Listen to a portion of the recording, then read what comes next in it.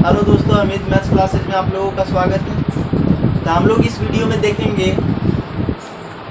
कि properties of determinant कितने होते हैं, उसका इस्तेमाल हम लोग कैसे करेंगे और हम लोग कैसे उसे किसी डिटरमिनेंट्स को आसानी से सोल्व करेंगे। तो किसी भी डिटरमिनेंट को आसानी से सोल्व करने के लिए हम लोग सबसे पहले जानेंगे कैसे हम लोग किसी डिटरमिनेंट को आसानी से सोल्व करें। तो किसी भी डिटरमिनेंट को बिल्कुल इजी वे में सोल्व करने के लिए हम लोग वैसे रो या कॉलम को खोजते हैं जिसमें मैक्सिमम नंबर ऑफ जीरोज हो। क्या हो? मैक्सिमम नंबर ऑफ जीरोज हो। ठीक है, जैसे हम एक एग्जांपल लेते हैं 1 0 0 1 2 3 1 2 1, ये हमारा। ठीक है, तो इसमें क्या है, मैक्सिमम नंबर ऑफ जीरोज इसमें है ना।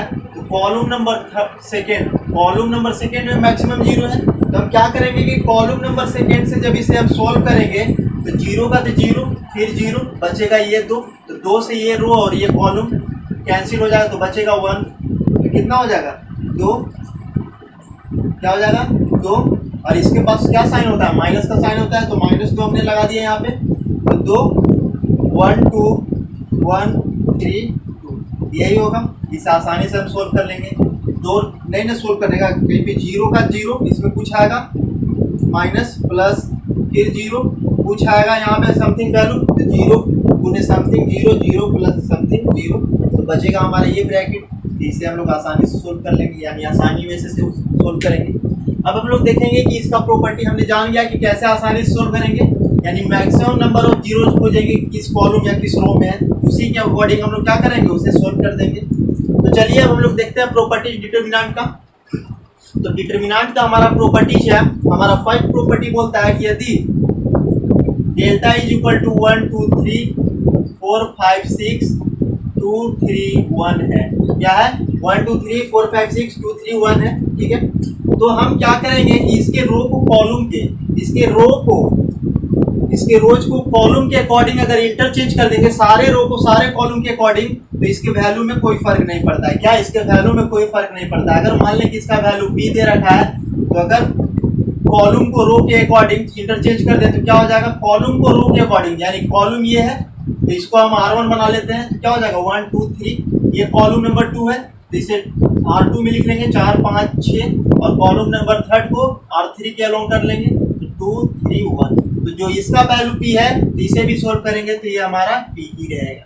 यानी यदि किसी डिटरमिनेंट में सारे रो को कॉलम के अकॉर्डिंग इंटरचेंज करेंगे तो उसके वैल्यू में कोई फर्क नहीं पड़ता है। तो चलिए हम लोग फर्स्ट नंबर रूल को लिखते हैं। आपने समझ लिया कैसे होता है।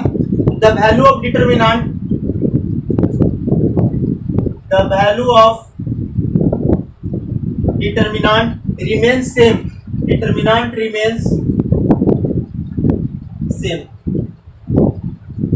यानी किसी भी डिटरमिनेंट का वैल्यू सेम रहेगा। कब रहेगा? इफ इट्स रोज या कॉलम, रोज और कॉलम्स आर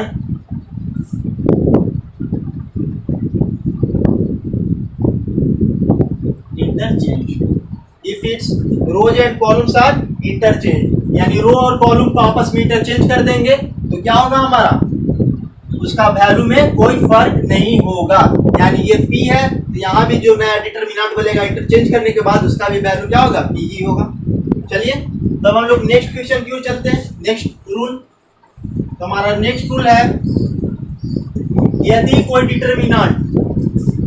डिटरमिनेंट हमारा दे रखा है डेल्टा, डिटरमिनेंट को डेल्टा से भी हम लोग डिनोट करते हैं। तो यदि कोई डिटरमिनेंट डेल्टा दे रखा है, ठीक है, उसके किसी दो रो को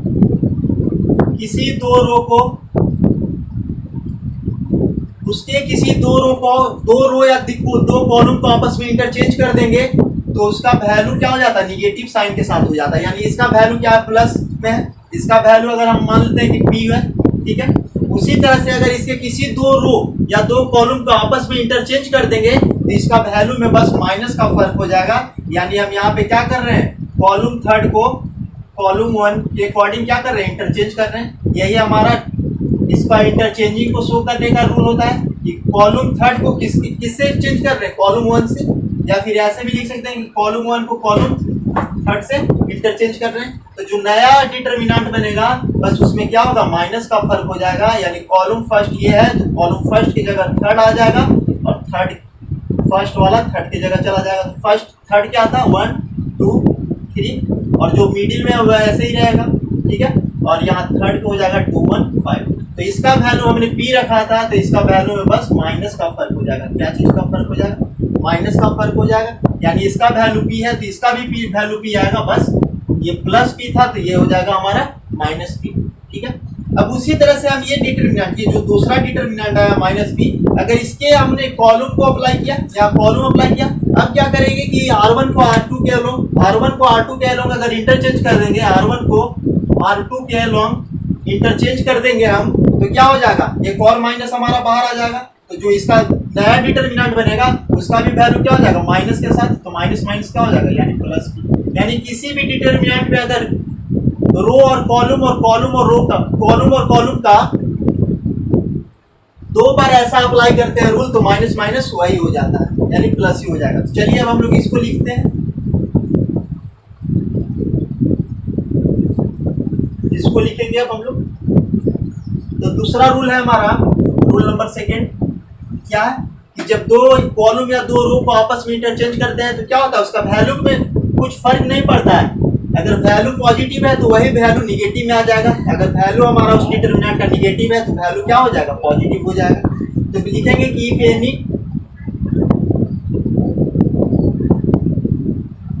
एनी टू रोज या column are interchange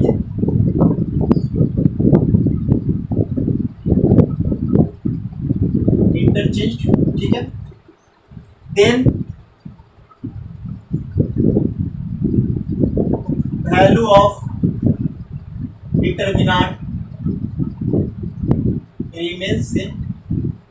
value of determinant remain same होता है, बस क्या होता है, साइन का फर्क हो जाता है। अगर वैल्यू हमारा पॉजिटिव में है तो चेंज करने के बाद क्या हो जाएगा, निगेटिव। यहाँ लिखेंगे बट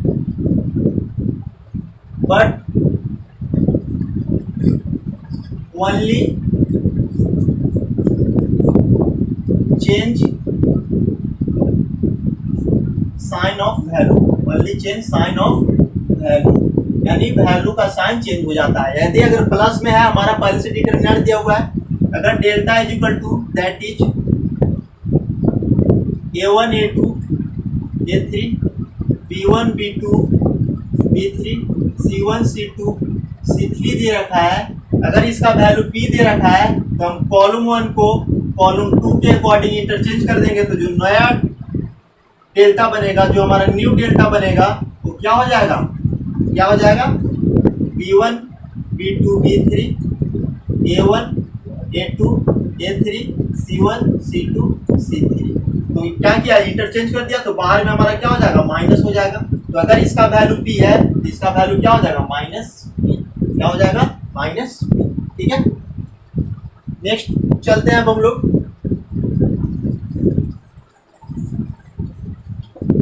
तो हमारा थर्ड नंबर रूल है,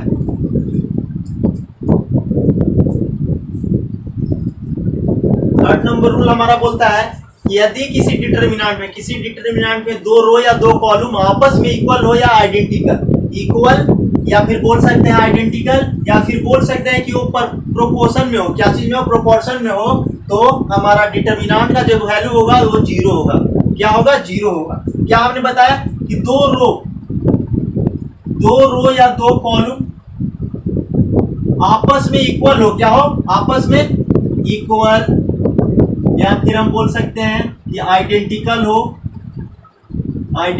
हो, या फिर बोल सकते हैं कि वो प्रोपोर्शन में हो, प्रोपोर्शनल हो, क्या हो, प्रोपोर्शनल हो।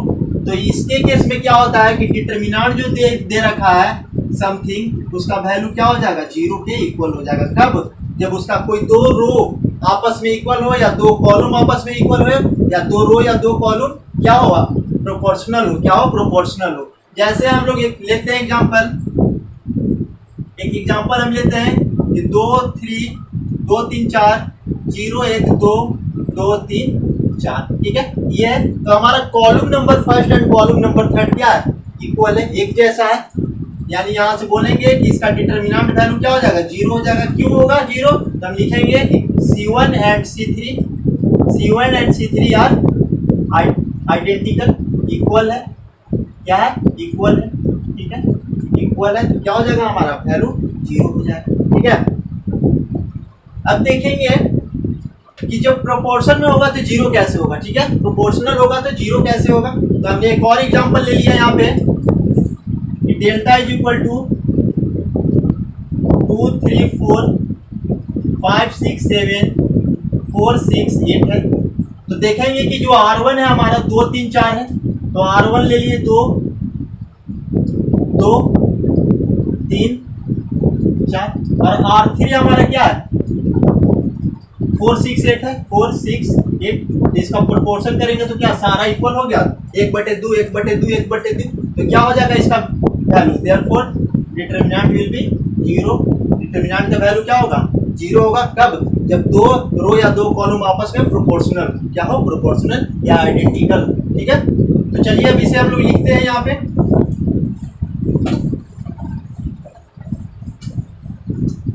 तो हमारा इफ एनी 2 रोज या columns are, if any 2 rows या columns are identical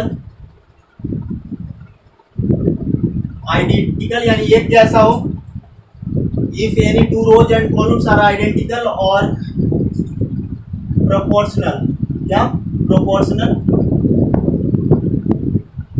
then value of determinant is equal to 0। यानी डिटरमिनेंट का वैल्यू किसके इक्वल हो जाता है, 0 का इक्वल हो जाता है। यानी दैट इज, अगर डेल्टा हमारा A1 A2 A3 B1 B2 B3 और column number third A1 A2 A3 है, यानी यहाँ पे column number first and column number third हमारा क्या इक्वल है, therefore determinant will be 0। Therefore जो डिटरमिनेंट का वैल्यू हमारा क्या होगा, 0 के इक्वल होगा। क्यों होगा, क्योंकि हमारा column number first and third are identical, और जब प्रोपोर्शनल हो तो भी हमारा 0 होगा। ऐसे column number and column third हमने इक्वल लिया, कहीं कहीं में भी आपको रो1 और रो2 R1 एंड R2 इक्वल हो जाएगा, आइडेंटिकल हो जाएगा, तो वहां पे भी 0 हो जाएगा, ठीक है। अब चलिए हम लोग नेक्स्ट चलते हैं फोर्थ नंबर की ओर। तो जो फोर्थ नंबर हमारा है वो बहुत ही इंपॉर्टेंट है। हमने स्टार्टिंग में ही बताया था कि किसी भी डिटरमिनेंट को आसानी से सोल्व करने के लिए वैसे किसी एक रो या कॉलम को खोजते हैं जिसमें मैक्सिमम नंबर 0 क्या हो, मैक्सिमम नंबर 0। तो हमारा फोर्थ नंबर बोलता है, फोर्थ नंबर, यदि किसी डिटरमिनेंट का कोई एक रो या एक कॉलम का सारे एलिमेंट्स 0, कोई एक रो या कोई एक कॉलम का सारे एलिमेंट्स 0 हो, तो उसका जो डिटरमिनेंट वैल्यू होता है वो 0 के इक्वल हो जाता है। किसके इक्वल हो जाता है, 0। ये कब होता है, जब किसी डिटरमिनेंट का कोई एक रो या एक कॉलम क्या हो, 0 के इक्वल हो, सारे एलिमेंट्स उस रो के क्या हो, 0 हो, रो या कॉलम के 0 हो। तो हम लिखेंगे कि the value of determinant is 0 when any row या column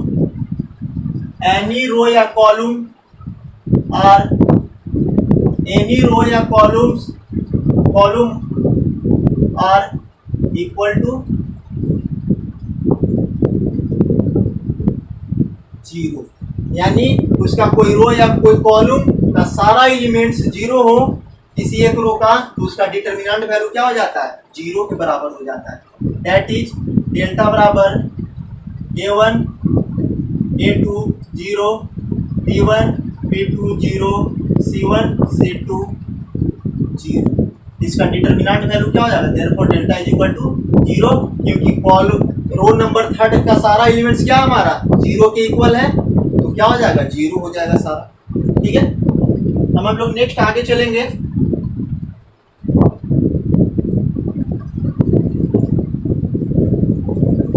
तो ये हमारा फोर्थ नंबर था। फिफ्थ नंबर की ओर चलते हैं हम लोग। तो फिफ्थ नंबर हमारा रूल है, यदि किसी, फिफ्थ नंबर जो हमारा है रूल, यदि किसी डिटरमिनेंट में कोई कांस्टेंट नंबर, कोई कांस्टेंट नॉन जीरो नंबर से अगर इंटू करते हैं, कोई कांस्टेंट नॉन जीरो नंबर से इंटू करते हैं, तो किसी एक रो में या किसी एक कॉलम में जाकर होगा। ठीक है, किसी एक रो या एक कॉलम में कांस्टेंट नंबर के से अगर हम मल्टीप्लाई करते हैं तो क्या होगा, वो जाकर के किसी एक रो या किसी एक कॉलम में ही जाकर इंटू होगा, और जो उसका डिटरमिनेंट वैल्यू हो जाएगा उस कांस्टेंट के मल्टीपल हो जाएगा, यानी कांस्टेंट के मल्टीपल में हो जाएगा। यानी हमने डेल्टा में के से इंटू कर दिया, तो ये के से जब इंटू करेंगे हम, तो किसी एक रो या एक कॉलम में जाकर इंटू हो जाएगा, 2 के 1 के 2 के 3 के, यानी के से इंटू किया तो किसी एक रो या किसी एक कॉलम में होगा। ठीक है, तो 1 के 2 के 3 के, यानी कॉलम 1 में हम के से इंटू कर दिया, तो इसका जो नया डिटरमिनेंट बनेगा वो नया डिटरमिनेंट किसके इक्वल हो जाएगा, देयरफॉर जो नया डिटरमिनेंट हो जाएगा के ऑफ डेल्टा के इक्वल हो जाएगा, यानी जो डिटरमिनेंट दे रखा है उसका के टाइम्स हो जाएगा। क्या हो जाएगा, के टाइम्स। ठीक है, जैसे कि हमने एग्जांपल लिया, यहाँ के से इंटू किया, हम मान लेते हैं कि यहाँ 5 से इस डिटरमिनेंट में इंटू कर देते हैं, तो 5 से जब करेंगे तो हम किसी एक रो या एक कॉलम में, तो हमने 5 से यहीं कर दिया, कॉलम 5 रो नंबर फर्स्ट में, 5 से इंटू कर दिया तो क्या हो गया 5 10 5 2 4 0 3 3 2, यही हो गया। ये जो इसका वैल्यू होगा, अगर मान लें कि इसका वैल्यू p दे रखा है, तो इसका वैल्यू क्या हो जाएगा 5p हो जाएगा। क्या हो जाएगा 5p हो जाएगा। ठीक है, उसी तरह से अगर हम इसमें R2 में क्या करते हैं, R2 में -3 से इंटू करते हैं, तो इसका वैल्यू क्या हो जाएगा, जो नया डिटरमिनेंट बनेगा, न्यू डिटरमिनेंट, जो हमारा न्यू डिटरमिनेंट बनेगा वो क्या हो जाएगा -3 टाइम क्या हो जाएगा ऑफ दिस। अगर इसका वैल्यू p है तो -3 टाइम्स हो जाएगा इसका p का। ठीक है, तो यही है इसमें क्या हो जाता है, डेल्टा इज इक्वल टू के टाइम्स ऑफ दैट डेल्टा, यानी जो पुराने डेल्टा का वैल्यू होता है उसी के टाइम्स हो जाता है अगर के से मल्टीप्लाई करेंगे। ठीक है, तो हम लोग इसे लिखेंगे, if all the elements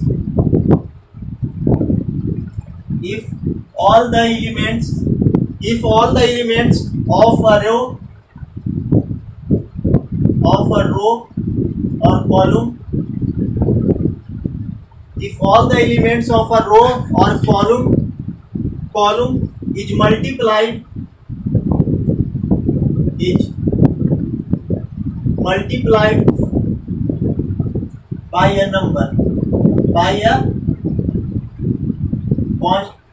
non zero number. कैसा नंबर, नॉन जीरो नंबर। कैसा नंबर, नॉन जीरो नंबर। तो देन नॉन जीरो नंबर हमने कैसा ले लिया, k is equal to not zero, k ले लिया। तो then value of determinant is equal to delta is equal to क्या हो जाएगा, के डेल्टा, यानी के से इंटू करेंगे तो डेल्टा का जो वैल्यू होगा उसी का के टाइम्स हो जाएगा। That is A1 A2 A3 B1 B2 B3 C1 C2 C3। अगर इसमें हम के से मल्टीप्लाई कर दें तो देयरफॉर के से मल्टीप्लाई कर दें तो देयरफॉर क्या हो जाएगा, के A1 के B1 के C1 A2 A3 B2 B3 C2 C3, और इसका जो वैल्यू आएगा इसका आ जाएगा डेल्टा इज इक्वल टू के डेल्टा हो जाएगा। क्या हो जाएगा, डेल्टा इज इक्वल टू के डेल्टा। ठीक है, तो इस बात को जनरली ध्यान से हम लोग याद रखेंगे ध्यान से याद रखेंगे कि अगर किसी कांस्टेंट नंबर से डिटरमिनेंट में अगर इंटू करते हैं तो जाकर किसी एक रो में इंटू होगा या किसी एक कॉलम में होगा। ठीक है, चलिए अब हम लोग नेक्स्ट आगे चलते हैं। तो आगे हमारा 6 नंबर रूल है। 6 नंबर है कि यदि कोई डिटरमिनेंट का कोई एक रो या एक कॉलम, कोई एक रो या एक से ज्यादा रो या कॉलम, दो या दो से ज्यादा, जैसे कि x + 1 y + 2 z + 3 5 7 6 2 3 4 इस फॉर्म में हो, किसी भी डिटरमिनेंट का कोई रो या कोई कॉलम दो या दो से ज्यादा एलिमेंट्स मिलकर बने होते हैं, तो ऐसे डिटरमिनेंट को हम लोग दो पार्ट में ब्रेक कर देते हैं। क्या करते हैं? ऐसे डिटरमिनेंट को हम लोग सम ऑफ टू डिटरमिनेंट्स में चेंज कर देते हैं। तो जिस रो या जिस कॉलम है उसके अलोंग एक पहला एलिमेंट्स के अलोंग, तो पहला एलिमेंट्स इस कॉलम का क्या है? x y z, यानी यहाँ से जो हमारा दो बनेगा एक x y z के अलोंग बनेगा, और जो ये दोनों रहेगा दोनों में इक्वल ही रहेगा। क्या होगा? दोनों में इक्वल, प्लस पहला कॉलम का पहला एलिमेंट्स हमने पहले ले लिया और बाकी जैसे वैसे लिख देंगे, यानी 5 7 6 2 3 4। ठीक है, ये पहला कॉलम का पहला एलिमेंट्स के साथ, अब पहला कॉलम का दूसरा एलिमेंट जो है उसके साथ एक बनेगा 1 2 3 1 2 3 5 7 6 2 3। यानी जब भी ऐसे फॉर्म में अगर क्वेश्चन हमारा डिटरमिनेंट में दिया हो तो उसे दो अदर डिटरमिनेंट में हम कन्वर्ट कर सकते हैं। ठीक है, ओके। तो ऐसा ही अगर हमारा एक और एग्जांपल है कि delta is equal to x + 5 y + 2 z + 3 9 8 7 a + 2 b + 3 और c + इस फॉर्म में हो, तो इसे हम कितना पार्ट में ब्रेक कर सकते हैं? कितने पार्ट में ब्रेक कर सकते हैं? ठीक है, तो ऐसे क्वेश्चन को जनरली कुछ बच्चे ऐसे भी कर सकते हैं कि पहला कॉलम का पहला एलिमेंट्स तो x y z 9 8 7 और इसका पहला एलिमेंट्स ले लेंगे a b c प्लस, फिर पहला कॉलम का दूसरा एलिमेंट, तो पहला कॉलम का दूसरा एलिमेंट हमारा क्या? 5 2 3 9 8 7 2 3। तो जब हम ऐसे कर दें तो क्या ये हमारा सही होगा? ये हमारा सही नहीं, ये हमारा क्या हो जाएगा? गलत हो जाएगा। क्या होगा? गलत हो जाएगा। सबसे पहले हम किसी एक रो या एक कॉलम के अकॉर्डिंग चलते हैं। ठीक है, किसी एक रो या एक कॉलम के अकॉर्डिंग एक बार में दोनों का नहीं कर देंगे कि इसका पहला एलिमेंट्स के साथ और इसका पहला एलिमेंट के साथ प्लस उसका दूसरा एलिमेंट के साथ उसका दूसरा एलिमेंट के साथ, ऐसे नहीं।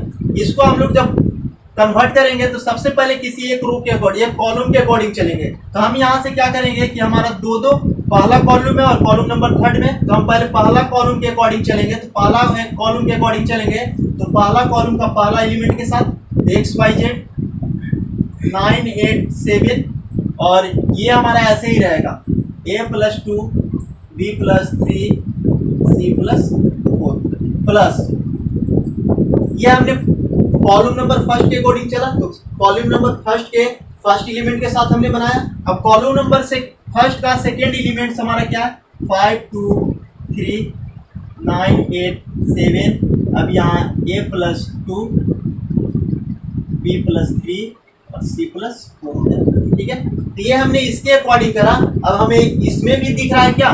कॉलम नंबर 3 दो नंबर से मिलकर बना हुआ है, तो इसे भी हम लोग ब्रेक कर देंगे कितने पार्ट में? दो पार्ट में। यानी कॉलम नंबर 3 का पहला एलिमेंट्स के साथ और दूसरा का कॉलम नंबर 3 के दूसरा एलिमेंट के साथ एक डिटरमिनेंट बनेगा। उसी तरह से इसका भी बन जाएगा दो, यानी कॉलम नंबर 3 के पहला एलिमेंट के साथ एक बनेगा और एक कॉलम नंबर 3 के दूसरा एलिमेंट के साथ। ठीक है, तो जब भी ऐसा रहे और पूछे कि नंबर ऑफ डिटरमिनेंट्स कितने बनेंगे, तो हमने देखा कि जब किसी एक रो या एक कॉलम में होता है तो नंबर ऑफ डिटरमिनेंट दो सम के फॉर्म में बनता है। कितना?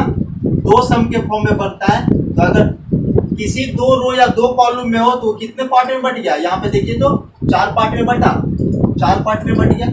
तो ऐसे ही अगर तीनों में हो तो 2 के पावर 3 यानी टोटल कितना बनेगा डिटरमिनेंट, 8 डिटरमिनेंट ऐसे बनेगा। तो ऐसे क्वेश्चन के लिए देखेंगे कि कितने रो में ऐसे आए, एक रो में है तो 2 पार्ट में बटेगा, किसी 2 रो में है तो 2 का स्क्वायर यानी 4 पार्ट में बट जाएगा, अगर 3 में है तो ऐसे ही 8 पार्ट में बट जाएगा। ठीक है, तब इसी को हम लोग लिखेंगे यहाँ पे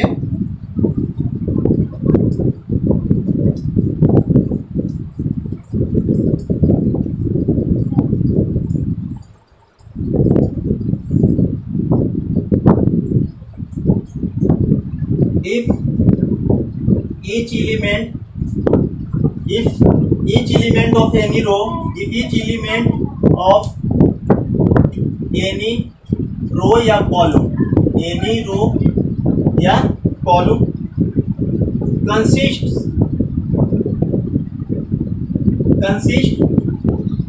of two terms of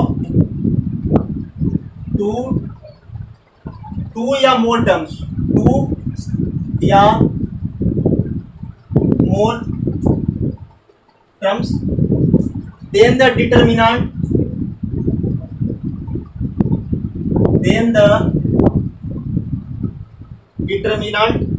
can be expressed as the sum of two or more other determinants, that is delta is equal to x plus a1 y plus a2 z plus a3 b1 b2 b3 c1 c2 c3। जब इसे हम जो हमारा delta बनेगा इससे 2 हमारा क्या हो जाएगा, एक पहला कॉलम का पहला एलिमेंट के साथ, तो पहला कॉलम का पहला एलिमेंट क्या है, x Y Z, b1 b2 b3 c1 c2 c3 plus तो पहला कॉलम का दूसरा एलिमेंट के साथ, तो a1 a2 a3 b1 b2 b3 c1 c2 c3, यही हो जाएगा इसका 2 टर्म्स में इसे हम एक्सप्रेस कर देंगे। ठीक है, अब नेक्स्ट क्वेश्चन देखेंगे हम लोग। अगला रूल, ये 6 नंबर रूल हो गया हमारा। अब नेक्स्ट रूल की ओर चलते हैं, 7 नंबर रूल। 7 नंबर रूल जो है हमारा वो कहता है यदि किसी डिटरमिनेंट में, यदि कोई डिटरमिनेंट हमारा दे रखा है, क्या कोई डिटरमिनेंट अगर हमारा दे रखा है कि डेल्टा इज इक्वल टू 1520171 ठीक है, यही हमारा एक डिटरमिनेंट दे रखा है। ठीक है, और हम क्या करते हैं इसमें कि कॉलम 1 में क्या करते हैं, कॉलम 1 किसी भी कॉलम या किसी भी रो में, कॉलम 1 में क्या करते हैं कि कॉलम 1 में 2 से कॉलम 3 में, कॉलम 3 में 2 से इंटू करके कॉलम फर्स्ट में उसे ऐड कर देंगे। तो इसका जो वैल्यू अगर p दे रखा है तो जब हम ये ऑपरेशन करेंगे, इसमें ये ऑपरेशन इसमें लगाएंगे तो जो इसका नया डिटरमिनेंट बनेगा, नया डिटरमिनेंट में क्या बोल रहा है, कॉलम नंबर फर्स्ट में क्या ऐड करना है, 2 into column number 3, column number 3 में 2 से इंटू करके उसे कॉलम नंबर फर्स्ट में ऐड कर देना है। तो कॉलम नंबर 3 तो हमारा यही है ना, यही है। तो जब इसमें 2 से इंटू करके इसमें ऐड करेंगे तो 2 एकम 2 और 2 से 1 में ऐड कर देंगे तो 3 हो जाएगा, यानी कॉलम नंबर फर्स्ट हमारा कितना हो गया 3।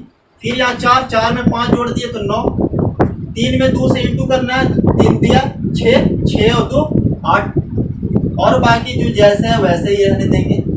ठीक है, तो जब ऐसे कर ये ऑपरेशन हमने इसमें लगाया और उसके बाद जो हमारा नया डिटरमिनेंट बनेगा उसका भी वैल्यू वही होगा, यानी इसके वैल्यू में कोई फर्क नहीं पड़ेगा अगर ऐसे हम करते हैं। ठीक है, किसी एक रो या किसी एक कॉलम में हम अगर ऐसे रूल को अप्लाई करते हैं तो उसके वैल्यू में कोई फर्क नहीं पड़ता है। ठीक है, तो यहाँ से हमारा एक और बात आता है, यहाँ से हमारा एक और बात आता है कि अगर अगर किसी रो या किसी कॉलम में, किसी रो या किसी एक कॉलम में कांस्टेंट नंबर से इंटू करते हैं, कांस्टेंट नंबर से अगर इंटू करते हैं तो हमें उसे मेंटेन रखने के लिए 1/k से ही इंटू करना पड़ेगा। उस डिटर्मिनेंट के वैल्यू में क्या करना पड़ेगा, उससे डिवाइड भी करना पड़ेगा उस डिटर्मिनेंट पे। जैसे हम यहाँ पे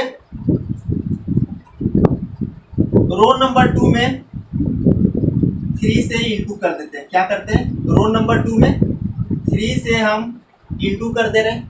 तो 3 से इंटू जब हम करेंगे रो नंबर 3 में, तो जो नया डिटर्मिनेंट हमारा बनेगा रो नंबर 3 में, सेकेंड में क्या 3 से इंटू किया तो हमारा नया जो डिटर्मिनेंट बनेगा, हमारा रो नंबर सेकेंड में इंटू हो रहा है तो 1 0 1।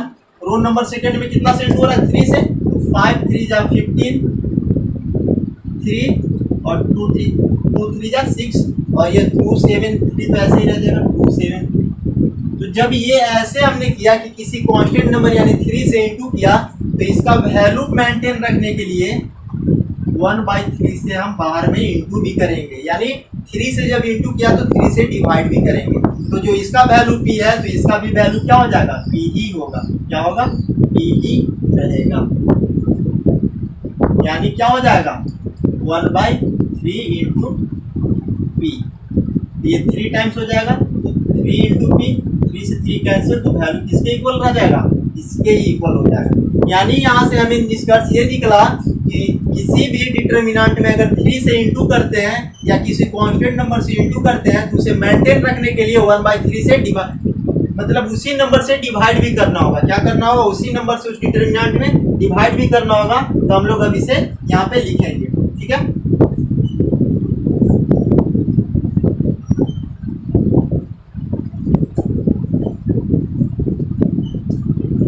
The value of determinant 7 number में लिखेंगे कि the value of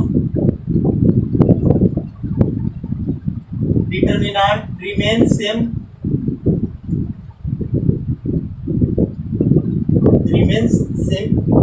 when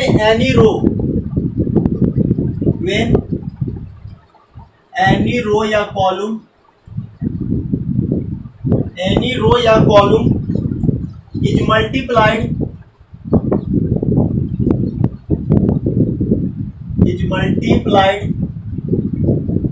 is multiplied by a number, किसी नंबर से उसमें मल्टीप्लाई करते हैं या फिर उसे एक्सप्रेशन के फॉर्म में कन्वर्ट कर देते हैं, expression and then added or subtracted, और तब उसको ऐड भी करते हैं या सब्ट्रैक्ट भी करते हैं। ऐड करेंगे या सब्ट्रैक्ट करेंगे, ठीक है। तो फ्रॉम एनी रो या कॉलम, तो क्या होता है कि the value of determinant remain same, कब, जब किसी एक कॉलम या किसी एक कॉलम में या रो में किसी नंबर से इंटू करते हैं। तो किसी नंबर से जब इंटू करते हैं तो जो उसका एक्सप्रेशन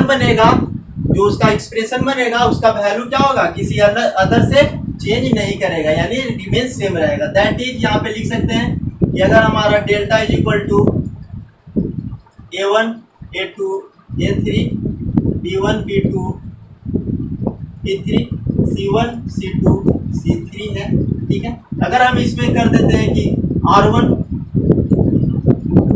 में क्या करते हैं कि R1 plus 2R2 minus R3, यानी R1 में क्या किया, R1 plus 2R1 minus R3 करके जो न्यू डिटर्मिनेंट बनेगा, न्यू डिटर्मिनेंट क्या हो जाएगा, R1 में क्या ऐड हो रहा है 2R2 माइनस R3, तो हमारा A1 plus 2B1 minus C1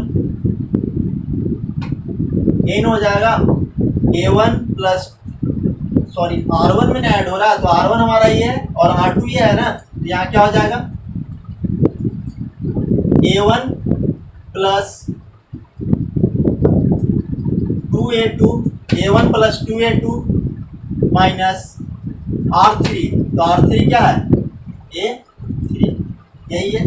हमने R1 में ऐसा अप्लाई किया, तो यहाँ क्या हो जाएगा, B1 plus 2B2 minus B3। उसी तरह से C1 plus 2C2 minus C3, और बाकी जो जैसे वैसे ही रह जाएगा, A2 A3 B2 B3 C2 C3। तो हम यहाँ इसका वैल्यू अगर P दे रखा है तो इसका भी वैल्यू क्या होगा, P ही रहेगा। ठीक है, इसका वैल्यू अगर P है, इसका भी वैल्यू क्या होगा, P होगा। अगर इस डिटर्मिनेंट में हम किसी कांस्टेंट नंबर K से इंटू कर देते हैं, तो इस जो नया डिटर्मिनेंट बनेगा, न्यू डिटर्मिनेंट बनेगा, उसका भी वैल्यू क्या होगा, K से किया तो 1/K से हमें क्या करना पड़ेगा, उसमें मल्टीप्लाई करना पड़ेगा, तो उसका भी वैल्यू P के ही इक्वल होगा। यानी K से हमने इसमें किया तो क्या हो जाएगा, K से K कैंसिल, तो P के इक्वल आ गया। यानी यहाँ से दूसरा क्या होगा कि अगर किसी डिटर्मिनेंट में K से अगर इंटू करते हैं तो उसके वैल्यू को मेंटेन रखने के लिए 1/K से भी इंटू करना पड़ेगा। ठीक है, ये हमारा 7 नंबर रूल था। ठीक है, यही हमारा क्या था, 7 नंबर रूल।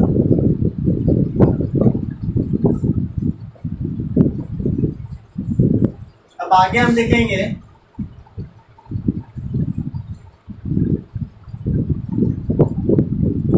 8 नंबर रूल हमारा क्या बोलता है।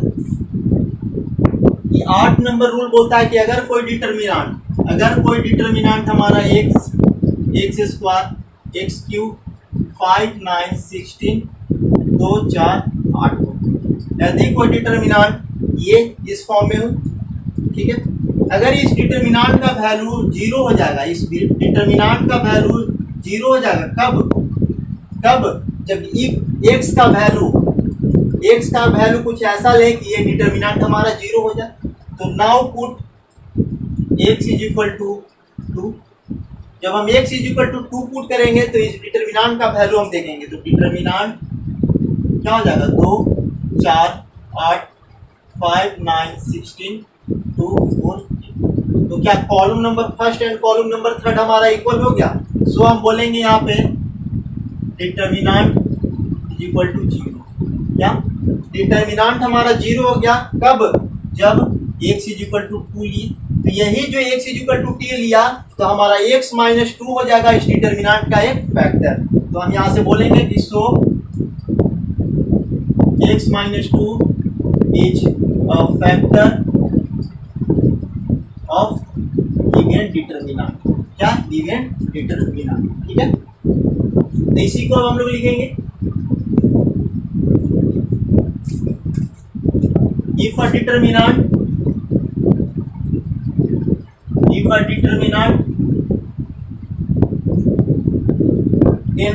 determinant delta becomes 0 on putting x is equal to alpha, then we say that, तो हम कह सकते हैं, then we say that x is equal to alpha, then we say that x minus alpha is a factor of given determinant। क्या, जो दिया हुआ determinant है उसका एक फैक्टर क्या हो जाएगा, x minus alpha. That is में हम लोग यही बात को लिख लेंगे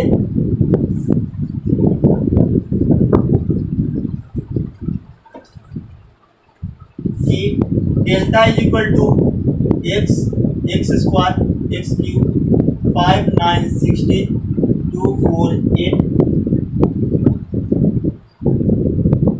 एट पुटिंग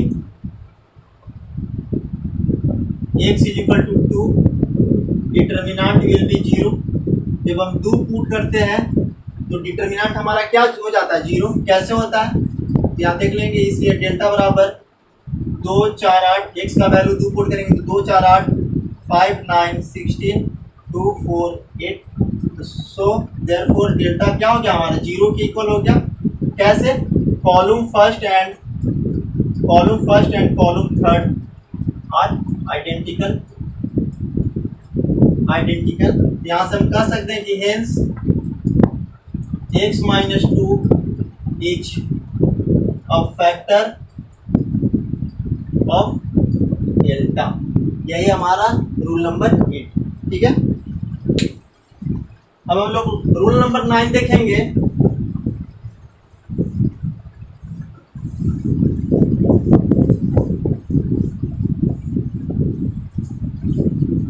रूल नंबर 9 हमारा बोलता है यदि डेल्टा इज इक्वल टू हमारा A1 0 0 B1 B2 0 C1 C2 C3, अगर डेल्टा बराबर ऐसे हो या फिर delta is equal to A1 A2 A3 0 B2 B3 0 0 C3, ऐसे हो या फिर ऐसे हो या फिर A1 0 0 0 B2 0 0 0 C3, यानी ये हमारा इसमें डायगोनल कहलाता है। क्या कहलाता है? अगर डेल्टा एक हमारा ऐसे दिया हुआ हो या फिर ऐसे दिया हो या फिर ऐसे दिया हो, दैट इज कॉल्ड डायगोनल। कैसा डायगोनल? Principal diagonal. इसे क्या बोलते हैं हम लोग? Principal diagonal. क्या? Principal diagonal. या फिर दूसरे कहीं कहीं आप लोग को लिखा रहेगा लीडिंग डायगोनल। इसी को क्या लिखा रहेगा? Leading diagonal. क्या रहेगा? Leading diagonal. प्रिंसिपल डायगोनल या लीडिंग डायगोनल। तो यहां से हमारा होता है कि अगर प्रिंसिपल डायगोनल के नीचे का सारा elements below the principal diagonal all elements are zero, यानी प्रिंसिपल डायगोनल के नीचे वाले सारे एलिमेंट जीरो हो, या प्रिंसिपल डायगोनल के ऊपर वाले सारे एलिमेंट जीरो हो, या फिर प्रिंसिपल डायगोनल के ऊपर और नीचे दोनों सारे एलिमेंट जीरो। किसे? प्रिंसिपल डायगोनल को छोड़ करके। प्रिंसिपल डायगोनल को छोड़ करके प्रिंसिपल डायगोनल के नीचे वाले सारे एलिमेंट जीरो हो, या प्रिंसिपल डायगोनल के ऊपर वाले एलिमेंट जीरो हो, या प्रिंसिपल डायगोनल के ऊपर नीचे दोनों एलिमेंट जीरो हो। कब? प्रिंसिपल डायगोनल के एलिमेंट्स को छोड़कर। तो जो हमारा इस डिटर्मिनेंट का वैल्यू हो जाएगा वो प्रिंसिपल डायगोनल का मल्टीप्लाई के इक्वल होता है, यानी प्रिंसिपल डायगोनल के एलिमेंट्स के मल्टीप्लाई के इक्वल होता है। तो प्रिंसिपल डायगोनल का एलिमेंट्स क्या है? A1 B2 C3। तो डेल्टा इज इक्वल टू हो जाएगा A1 into B2 into C3। यही हमारा आंसर हो जाएगा। क्या हो जाएगा? आंसर। जैसे हम लोग एग्जाम्पल एक ले लेते हैं कि डेल्टा बराबर 2 0 0 4 5 0 6 8 9, ये है। तो प्रिंसिपल डायगोनल हमारा ये है, इसके नीचे का सारा एलिमेंट जीरो है। तो क्या हो जाएगा? 2 इंटू 5 इंटू 9, यानी multiply of principal diagonals elements. 5 2 जा 10, 10 9 जा 90। हमारा आंसर क्या हो जाएगा? 90। क्या हो जाएगा? 90। तो यही हमारा 9th नंबर प्रॉपर्टी, यही है हमारा क्या? 9 नंबर प्रॉपर्टी। ठीक है, तो हम लोग इसे लिखेंगे, इसे यहाँ पे लिख लेंगे कि इफ ऑल एलिमेंट्स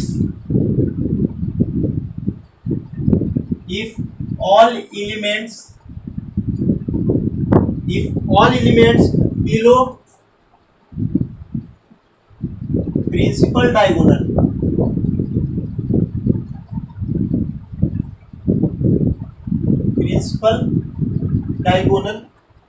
और above प्रिंसिपल डायगोनल और except principal diagonal elements, principal diagonal elements are zero. ये बोल रहा है कि प्रिंसिपल डायगोनल के नीचे वाला एलिमेंट्स या प्रिंसिपल डायगोनल के ऊपर वाले एलिमेंट्स जीरो हो। किसे छोड़कर? प्रिंसिपल डायगोनल के एलिमेंट्स को छोड़कर। तो जीरो, तो then the determinant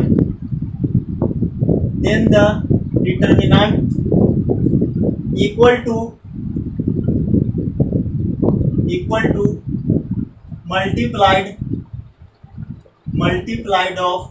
multiplied of